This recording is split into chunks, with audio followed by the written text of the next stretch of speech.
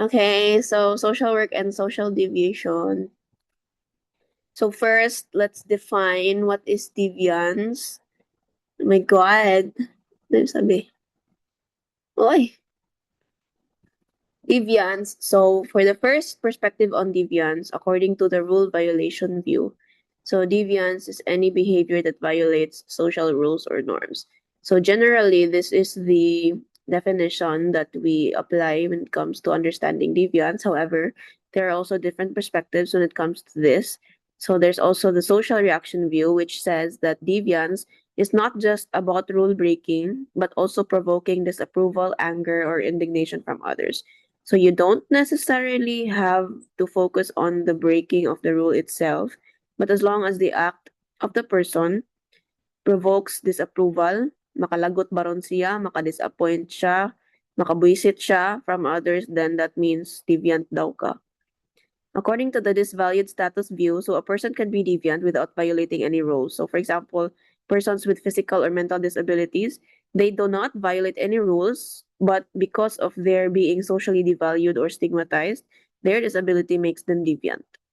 Lastly, the positive deviance view. So deviance can be positive, including geniuses, saints, creative artists, or glamorous celebrities. So not necessarily criminal ka para mahimo kang deviant, but if you are very special in your own field, according to this view, you can be considered deviant. However, for some sociologists, they argue that positive deviance is not a thing because it's a contradiction and it's an irony.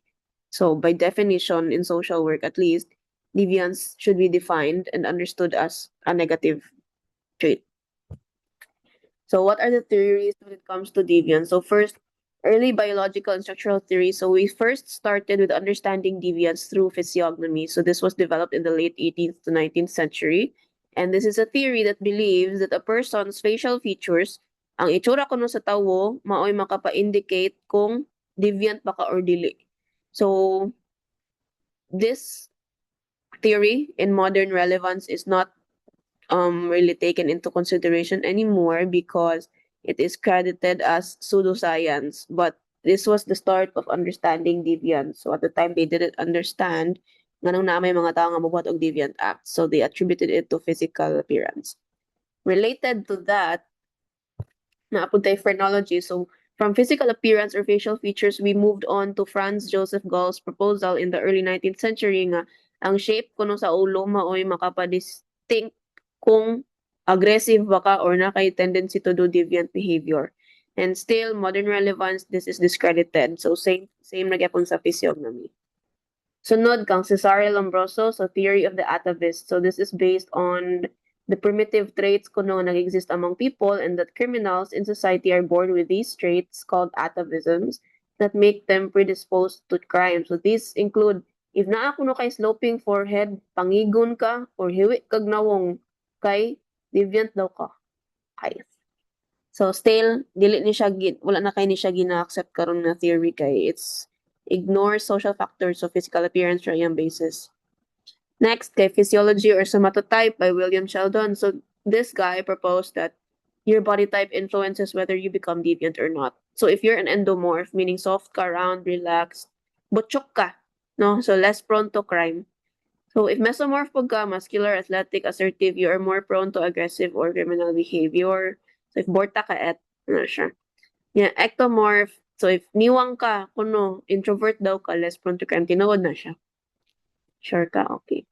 Sige, so modern relevance, oversimplified, it ignores the social environmental factors regarding behavior. So obviously, dili man imong lawas lang ang basis sa pagka-deviance. Kaya na may lain-laing klase sa tao nga deviant, depende kung butchok ka or wangni ka. Okay? So next, kay Structural Functionalism by Emile Durkheim and Parsons. So these two people, they view deviance as natural and necessary. So natural na gid kuno siya and kinahanglan kuno siya nga parte sa society kay nganuman. So kung walay deviance, di ta maka-clarify unsay norms and values nga atong ginabarugan. Sunod, kung walay deviance, di ta ka-promote og social cohesion kay magkahiusa man ang mga tao if makabuhat ta og naay mabuhat nga sayop. For example, karon, di ba? Naay school shooting sa Tacloban, this is a deviant act. Obviously, it's criminal in nature. That makes it deviant. And na-unify ang mga tao into believing that lowering the age of criminal liability among CICLs will help fix this issue. But clearly, it glosses over the fact na it's not necessarily about lowering the criminal liability but assessing nganong naabot sa punto nga ganahan mamusil ang mga bata. Okay? And then they also view deviance as something that encourages social change by challenging outdated norms. So for example, karon daghan nag mga LGBTQ people nga ning come out and then they are entering into same-sex relationships. So this type of deviance, before this was viewed as deviance, now it encourages social change kay more and more they are challenging outdated norms nga babae ra og laki ang pwede magkadayon. Okay? So arita sa positivist and constructionist approaches. So sa positivist perspective ko on deviance, ang deviant behavior is caused by factors na dili control sa tawo. So na so biological, psychological o social. Kung ari sa kang constructionist nga ang role kuno sa social processes mao ni makapahimo og deviant behavior. So unsa man siya pag-differentiate. So sa positivist perspective na itulo ka theories under that. First, absolutism. Nga deviance kuno is tinuod na siya and naa siya sulod sa individual niya, di na siya mawala. So for example, kawatan kang dako sa Japan. Kawatan gyapon kang dako bisag ibalik pa kag mawulo. So mao kuno na kay naa kuno ang criminal tendency within you. So it's within the person. Next, objectivism. So deviance as an observable object. So ang imuhang deviance is studied based on your data that exists on what we can see. So for example, drug use. Gi-observe ang imuhang drug use in terms of deviance, whether how often ka mo gamit og drugs, unsa nga drugs imong gigamit, kanusa ka magamit og drugs, and those kinds of information, but not necessarily personal opinion nimo nga ganahan ko magamit og drugs kay mo nimo na. So tan-awon ang empirical data ana. So ang reason is dili na to focus kung sayop ba nga mogamit og drugs. Ang focus is unsay pattern nga makapakos nimo nga magamit kag drugs. So no, determinism. So deviance is determined behavior kuno caused by social, psychological, or structural forces beyond the person's control. So although naatay free will, naatay capability nga mopili no kung unsa ato ang buhaton sa kinabuhi. So naapod tay causal factors nga mao kuno'y makapakos nato nga mobuhat. So this is a bit different from the absolutism nga ang deviance kuno naa within the person. So sa determinism ang deviance naa sa gawas. For example, if ang asawa nakakommit og passion de amor, nakapatay sa iyang anabs niya, ang reason is not because ang wife is mamamatay tao. Ang reason based on the determinist perspective is the long-term abuse suffered by the wife nga mao'y nakapapush niya nga mapatay sa iyang bana, and this is not the choice of the wife. So according to this view. Then sa constructionist perspective, natay relativism theory. So deviance is a label kuno. Deviant lang ka kung ingnon ka nga deviant ka. So kung ingnon ko nga deviant ko kay nakoy piercing sa ilong, deviant daw ko. Mao lang na siya ang basis sa relativism. So it emphasizes kinsay day magbuot unsay deviant, nganong deviant man daw na, and unsay result kung ingnon ko nga deviant ko. Example, marijuana use. Adto ka sa lain country, Denmark for example, manimahong marijuana ang mga dalan. Okay, kay normal ra na didto. Dili mo na siya labeled as crime. Kung ari ka diri sa Pilipinas, obviously crime man sa jud mag marijuana, but there's because of the criminality in that, you are identified as criminal ka, deviant ka if maggamit kag marijuana. But if mato kag laing country, di maka-criminal. Diba? So the parihara ang behavior whether or not naka sa states nag-marijuana or naka sa Pilipinas, pero kung adto ka sa states, wala, normal ka, cool ka. Diri kay na criminal, chonke-chonke ang person. So ana, kung ari ka sa subjectivism, so deviance is a lived subjective experience depending on the meanings, feelings of the person nga ginganlan nga deviant. So dili about kinsay nagngan nga deviant but ang ginganlan as deviant. So for example, if bungol ka, deaf ka nga individual, if ang ari ka sa medical perspective, possibly matawag ka nga deviant kay ngano na kay disability. But if you do not think of yourself as deviant, kay naanad naman ka nga bungol ka. So normal ra ka, capable ka, and you can communicate through sign language. So deviance is not inherently objective nga deviant ka, deviant na jud ka. So it also depends on the person being labeled as deviant. Okay? So naapod under the constructionist perspective ang voluntarism na simple lang gyud siya. Ang deviance choice ra gyud nimo siya. Walay hinungdan kung ganahan ka magpaka-deviant jud ka. Okay? So, arita sa approaches to understanding deviance. Sama ni siya. So, naay different theories. So, related gyapon sa positivist o constructionist. So, ato ning ikuan. Ang first, ang anomie strain theory by Merton in 1938. Ang kani nga theory nag-ingon nga ang deviance kuno mahitabo tungod ang society na itag-as nga mga goals nga giset para nato. Naatay standards nga ganahan ma-achieve generally as people. For example, ang standard sa society is madato, di ba? Madato kanang magka-love life, nga na, or kanang wealthy, successful, ganun. But the same society also does not provide enough opportunities or legitimate means to achieve those. Kaya di man lalim madato, di ba? So naay gap nga mahitabo kay ma-pressure man ang individuals nga mo achieve anang butanga, but dili tanang tao maka-achieve anang butanga. So for example, if ari ka sa lower class, syempre, kitsa may diganan madato. Pero wala sila ability mo eskwela. Kay lisod ilang panginabuhi. So what will happen? There are 5 responses to strain according to Merton. First, conformity. Mo accept ka nga ang cultural goal ninyo sa Philippines is madato, ana baron. And ang i-accept po nimo ang legitimate means. So, ganahan ko madato, so muskwila kog tarong, manrabaho kog tarong. Whether or not madato ka, it doesn't really matter. Pero ning conform ka, ning follow ka sa unsay expected sa society nimo ug unsay expected nga paagi nga makabot to nimo nga goal. Kung ari po ka sa innovation, mudawat ka nga, kanang ganahan sa kumadato, no? Pero mogamit kag illegal nga paagi. Maninda kag abush. Ngano di ay, di ba? Madato man ko. Ganahan mo ko madato. Mo may ganahan ninyo may tabo sa ako, madato ko. Pero illegal akong paagi. Di ba? So, na-reject ka sa legitimate means, but you do accept the fact that you want to be rich. Third, ritualism. So, di ko ganahan madato. Pero, di sa kumubuhat og illegal nga mga bagay-bagay. Like, normal na tao lang ko. Di ba? Like, rule-abiding citizen lang. Simple. Pero wa ko ning kamot nga madato ko. Ikaupat, retreatism. Di ko ganahan madato, di sad ko ganahan nga mabuhat og maayos buta, nga maayo nga butang sa kalibutan. So magpaka-adis-adis ko, mangawat ko, pero wa ko plano madato, no? Napoy rebellion nga you reject both of those, you do the same thing as retreatism, but you also create new goals and alternatives. Ay, di ko ganahan madato, so magrebuilde ko sa gobyerno kay maghimo ko ako ang own government nga walay manrabaho. Ana, ay abolish na ko ang kwarta. So, muna siya example sa responses to strain. Okay, so arita sa ano to? Differential Association Theory by Donald Sutherland, 1939.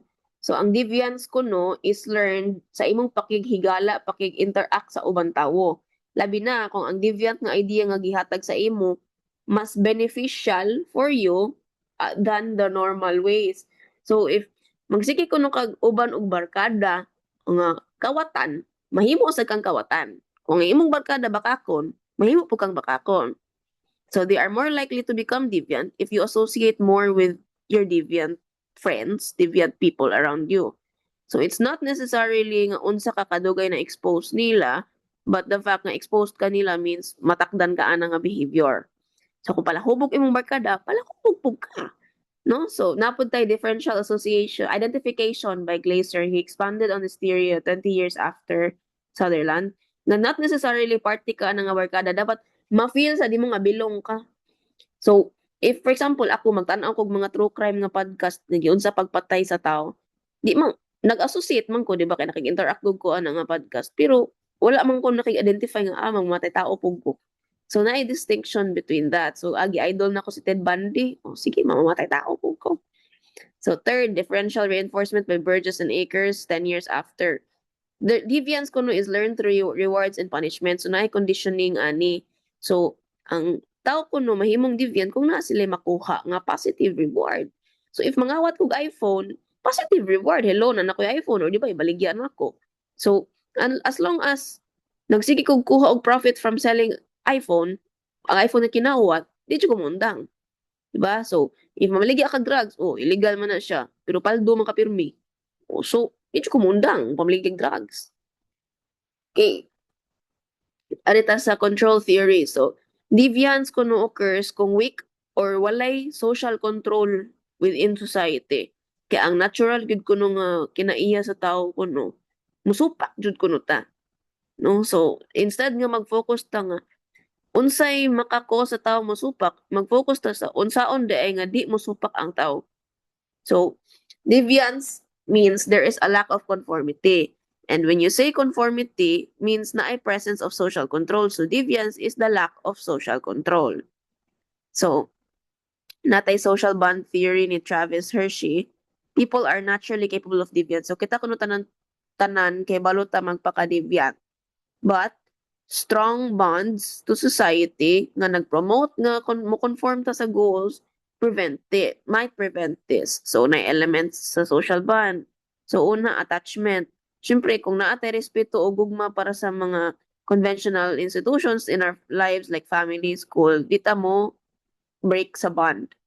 Naputay commitment nga committed ko nga motiwas og eskwela, committed ko nga motarong og panrabaho nga dili man lamang. So napuntay involvement. So busy man ko panrabaho, uy magpaka-deviant pa ba ko? No? So napuntay belief. So acceptance of society's rules and moral codes. Okay, so kung weak ko no kag social bond, mas dako kag chance nga mo commit og deviance. So kung wa ko'y pakisa kong pamilya, wa ko'y pakisa kong pag-eskwela, wa ko'y lingaw sa kinabuhi, so magpaka-deviant na lang ko. Okay. Natay self-control theory. So according to Hershey and Gottfredson in 1994, so people kuno nga na ay low self-control. So if impulsive ka, reckless ka, insensitive ka, more likely ka makakommit og deviant acts. Napuntay control balance theory by Charles Tittle. So if people have more control over you than you do over them, they may exploit you. If you have more control over others than they have over you, you may exploit them also. So, for example, if nakayamo na no ingnon ka nga pang runner ana ligyan pang promote ana so ligyan po ka. So reintegrative shaming, so according to John Braithwaite, so shaming is a form of control kay social disapproval siya designed to invoke remorse. So di ba kung pakaulawan ka nga mo ni imong gibuhat di na kaganan mo buhat balik, supposed to be. But if ari ka sa disintegrative shaming, kung stigmatize and ostracize ka, mas mugara ka. Napoy nga na. Okay, so napod tayo deterrence doctrine. So ang humans kuno rational man gyud kuno nga beings nga makatimbang ta kung angay ba magpaka-deviant or dili based on cost and benefits, but it's also based on punishment. So kung grabe og punishment kung ma-deviant ka, for example, naay death penalty kung mupatay kag tao, it means ma-reduce imong desire to be deviant. If naapod tay high likelihood madakpan, daghan kay CCTV diri di ko mangawat oy. So di ka magpaka-deviant. Kung paspas pud ka nga makit-an nga nagpaka-deviant, so ma-avoid pud ka sa imuhang pagka-deviant. Sa constructionist theories of deviance, ari ka sa first sa interactionist/labeling. So dili kuno deviant ang butang tungod deviant siya. Deviant lang siya kung tawgon siya nga deviant. So based on interaction also, kinsa man ang person nga nag-commit sa act ug unsa may reaction sa mga tao sa imong gibuhat. So kung mingon ka maghubo ako sa gawas karon, if di sa adto ko Denmark di man siya deviant. Pero kung ari i-label mo ko as deviant, so depende lang siya sa giun sa pag-label. So dili man akong paghubo ang deviant. Ang pagka-deviant is tungod dili na siya normal diri. No? So naapod tay phenomenological or ethnomethodology perspective. So people disagree on what is deviance based on their experience and their own subjective meanings. Example, ani hikog suicide. Kung ari ka sa mga doktor, para nila medical lang na siya nga kuan ang ilang ibutang sa report ana is for example death by asphyxiation due to strangulation, death by overdose. Ari pud ka sa person no sa mga tawo nga namatyan, lahi pud siya og meaning kung deviant ba na or di kay kung ari ta sa ato ang faith of course deviant man nga nga atong kutlo ng atong kaugalingong kinabuhi kay hinatag man sa Ginoo. Pero para sa ka sa person nga naghikog para pud nila dili to deviant akong gibuhat kay normal ra to kay di na nako kaya. Okay? So lain-lain nga perspective on the deviant act itself. Napuntay conflict perspective. So conflict theory argues that deviance is not about individual wrongdoing but about power. So people who are in power, whether that is in the economics, politics, or social aspect, sila'y magbuot kung deviant ba na nga butang or dili. And as a result, laws and social rules tend to protect the powerful and control the powerless. Okay, according ko no ani nga ko ano nga perspective is that law favors the powerful. Ang law sa libro, may lang kayo mo istorya nga we claim for fairness, due process, habeas corpus, and so on. But in reality, law is applied unequally because behaviors that threaten the elite's interests are criminalized, and behaviors of the powerful are often ignored or lightly punished. Okay, so naapod time. Where is deviance located? Is deviance individual or is it structural? So it's both. So we can take individual deviance, meaning these are the acts, traits, beliefs, or conditions nga gicommit sa usa lang ka tawo in a specific person within a social and cultural context. So ang individual ang focus sa pagka-deviant. So deviant person. Okay? So bisag kinsa pwede mahimong deviant, structural factors may influence behavior, but they do not force you to be deviant. Kung ari pod ka sa structural or organizational deviance, these are actions nga deviant but produced by many people like organizations, institutions, or states, not necessarily a behavior. So best example for this is corporate pollution decisions, corruption, price fixing and market manipulation, graft, false advertising, and government war crimes. Okay. So, may kaingon taron. So, unsa di ay reason why do we learn deviance in social work? What is the role of social workers when deviance is embedded in institutions, policies, and even power structures? So, first of all, ang social work does not only respond to deviant behavior. While majority, if not most, if of our clients come from deviant backgrounds, for example, we got CICL, parolees, mga nag-probation, mga prisoners, drug users, drug addicts, and so on. But this is not the only people we work with in social work. Still, we do respond to how society labels, controls, and structures deviance because we work with the least, the lost, and the last. So when we say society, society can define deviance, and social workers respond by questioning, unsa man jud ng deviance? How do we define deviance? And whose definitions of deviance matter? Mingon po tag, society punishes deviance, di ba? I-punish sa society ang pagpaka-deviant. So what does a social worker do? We advocate for rehabilitation and justice. Now, instead of focusing on corporal punishment or any kind of punishment, we focus on reintegrating the individual and providing human justice both to the victims and to the person who committed the deviant act. Third, if society labels individuals as deviant, our job as social workers is to protect those people's dignity and human rights nga despite being labeled as such, they are not reduced to simply being deviant people. Fourth, society produces structural harm. So, with that, social workers addresses the root causes and prevents other problems related to these structural harms that is created by society. So, ang social worker mo stand siya between social control and social care. Kaya di man po pwede nga social control lang tanga, sige tagpanakop og mga client. Di man po pwede nga social care lang tanga, sige lang po tag-consente sa itong mga client. So, we must stand in between. With that, so deviance, with the definitions given earlier, deviance is not just about bad behavior. You don't have to behave badly to be considered deviant, but it can often also reflect in practice as poverty. People in poverty can be considered deviant. They're excluded from society. People with severe trauma, severe violence, they can also be considered deviant. People who experience discrimination and inequality as well as institutional failures are often understood and respected as deviant. So why do we do this? So understanding deviance allows social workers to move nga instead i-blame na tong individual nga deviant siya. We focus on addressing the systems that make the individual deviant. So what are the psychosocial implications of social problems? First, economic related problems. Obviously, poverty. Poverty is a big problem and it is multifaceted. So, if naa kay constant lack of financial resources, it kind of pushes you to be deviant. Aside from the fact that you are already deviant from being impoverished. Napod kay unemployment. So kung wa kay trabaho, magtambay na lang ka, may pag mag-snatch na lang ka, no? Manginabuhi ka, 'di ba? So unemployment can also trigger your emotional stress, anxiety, depression, and social isolation. Okay? So napod tayo middle class and social mobility maladjustments. Ang people in the middle class, they want to rise, but they achieve frustration from not being able to do so. But they also feel stress from being scared nga basig moubos sila from middle to lower class.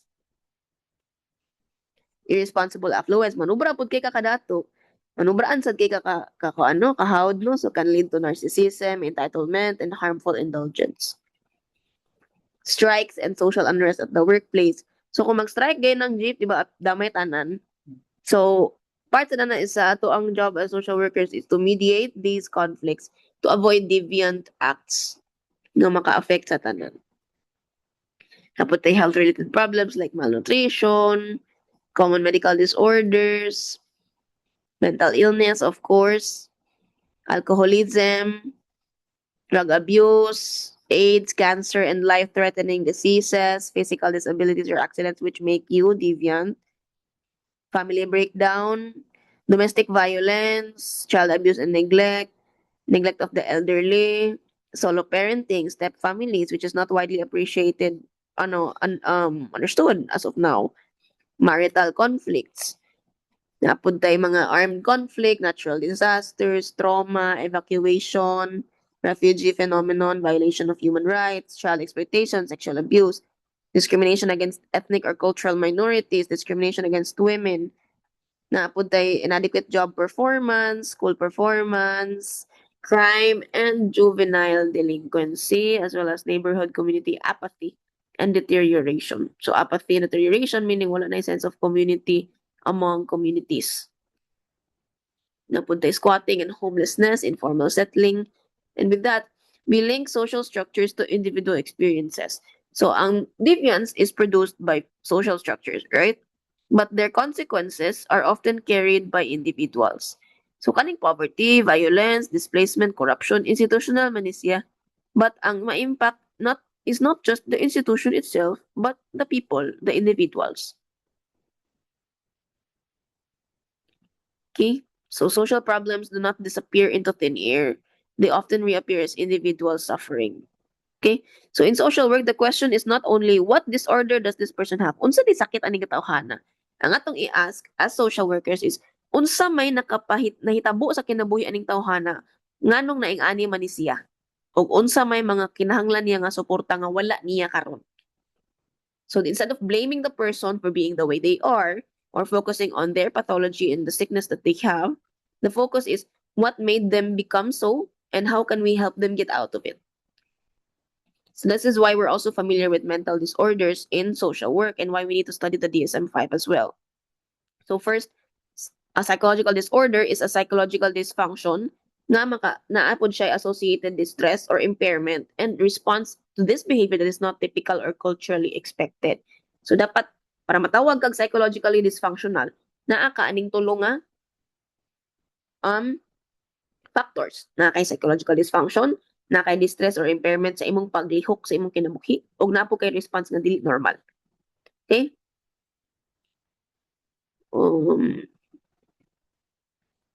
Personality disorders gani na tay consistent patterns of thinking as personality, right? If we have disorders in the way we think, feel, and behave, then we are considered to have personality disorders. So with that, when does kanusa man na mahimong disorder ng imong batasan? So it is considered a personality disorder kung ang imong batasan maka-affect na sa imong relationships with other people, kung imong batasan maka-cause og stress sa laing tao, og makaguba sa imong trabaho, hindi na ka-function tungod sa kabati sa imong batasan. Okay? Kita tanan natin iyayang batasan. We have difference in personality. That's normal. But disorder is about being impaired, whether you are impaired or other people are impaired because of you. Okay, so napod tay core features of personality disorders. First, enduring patterns of emotions, cognition, meaning your way of thinking, imong mindset sayop, lahi, imong behavior, lahi. The way you feel things is also different. And it may begin in childhood or adolescence and continue into adulthood. Affects every area of your life. Di lang nabatasan na nga, bati kag batasan sa gugma, bati kag batasan sa trabaho, bati kag batasan sa gugma, sa panimalay, sa inyong pamilya, inana, bati kag batasan. Okay? So this stress is not always felt by the individual. Ang mismo nga tao nga na ay disorder, sometimes di sila ka-feel nga na sila'y problem. Okay? So ang maka-feel ani is family, partner nimo, imong mga kauban sa work. Ingana. The five-factor model, the big five, widely used dimensional framework, extraversion. Sobraan ba ka-outgoing or sobraan pud kay ka kamaulawon? Agreeableness, dali ba ka mosalig or kuan kay ka kanang murag manghasi ka do? Napoy consensusness, organized ba ka nga pagkatao or sobraan sa kakaway paki, careless pug kay ka? Napoy neuroticism, stable ba ka emotionally or dali kay ka mapungot no murag iring ba? Gamayng bikil murag suko dayon. Napoy openness, curious ba ka or di jud ka makigistorya og laing tao. Okay? So types of personality disorders, natay cluster A. Muni ang mga odd thinking and eccentric behavior, mga weirdo. Ana, kumbaga, apil na ni ang paranoid, schizoid, and schizotypal. If cluster B ka, rin is mga dramatic, mga OA, and erratic behavior, natay antisocial, borderline, histrionic, o narcissistic. Ari po kag cluster C, people nga sobraan kahadlok, severe anxiety and fear. So, natay avoidant, dependent, and obsessive compulsive disorder. Sige. So, arito sa cluster A, odd or eccentric, ito mga weirdo, no, mga aans. So, paranoid personality, sobraan kahadlokan, pervasive distrust, and suspiciousness of others. Nga bisag wala unsa feel nila kanang may tabo bati. Naapod tay schizoid, pervasive pattern of detachment from social relationships, and a restricted range of expression of emotions. Di sila ka-feel, no? Di sila making-interact. Schizotypal, similar to that one, but marked by acute discomfort with reduced capacity for close relationships. Cluster B, katong mga OA, dramatic. Antisocial, wala siyang pake talaga sa iba. Yung self-ra jud ang ginahon na. No? So, bahalang makabangga na siya. Makanuslak siya, laing tawa siya, ilabot. Borderline personality disorder. Pervasive pattern of instability. Kanay itong gamayng lihok kay kuan, tandugonon siya. No, mo siya charger sa iPhone na dali magugo. Napoy histrionic personality disorder, mostly common among women. Pervasive pattern of excessive emotion, attention seeking. Kanang mga sirok kaayo nga by shit. Napod tayo narcissistic personality disorder sa mga laki po ni siya kargado. Pervasive pattern of grandiosity, need for admiration and lack of empathy. Kaya mga dilolo nga ekal ba nga, akala mo kung sino. Napoy nga na. Cluster C, anxious or fearful disorders.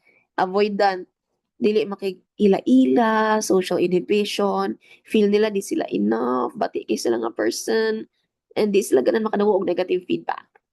Naapoy dependent personality, sobra ampod kay ka kuan ka na di mo ka function kung wala ang certain person, no? Ni excessive need to be taken care of, which leads to submissive and clingy behavior. Naapoy tay obsessive compulsive, patterns of preoccupation with orderliness, ganan siya perfect tanan, ganan siya iyang kuan masunod, blah, blah, blah, blah, blah. Okay? General disorders, generalized anxiety, uncontrollable, unproductive, and irrational worrying about everyday events. Post-traumatic stress obviously happens after a traumatic event. You cannot experience PTSD kung wala kay traumatic event. Obsessive compulsive, panic attacks, phobias, of course, different phobias exist. Oy, ako ang sakit. Major depressive disorder and persistent depressive disorder. So major depressive disorder begins suddenly, often triggered by a crisis, change, or loss. Extremely severe, interfering with normal functioning, can be long-term, months or years if untreated. And then persistent, so dysthymia, long-term unchanging symptoms lasting 20 to 30 years. Oh my God.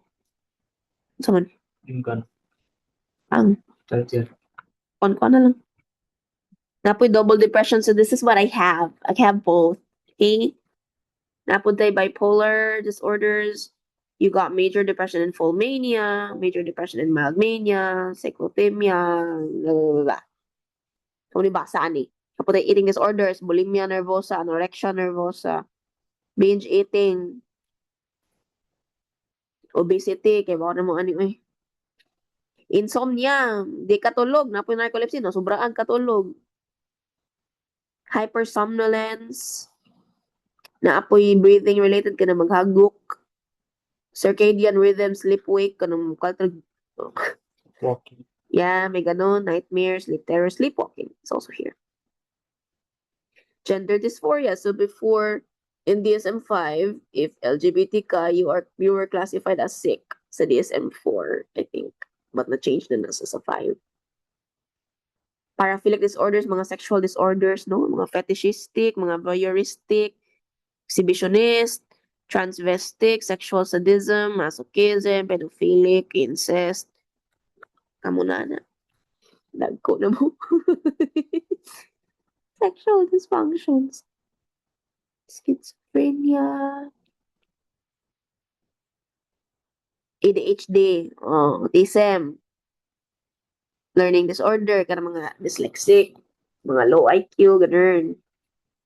Communication and motor disorders needs OT treatment. Intellectual disability like Down syndrome, for example. Delirium. Alzheimer's.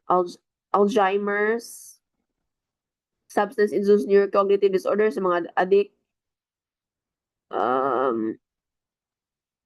Okay, yeah.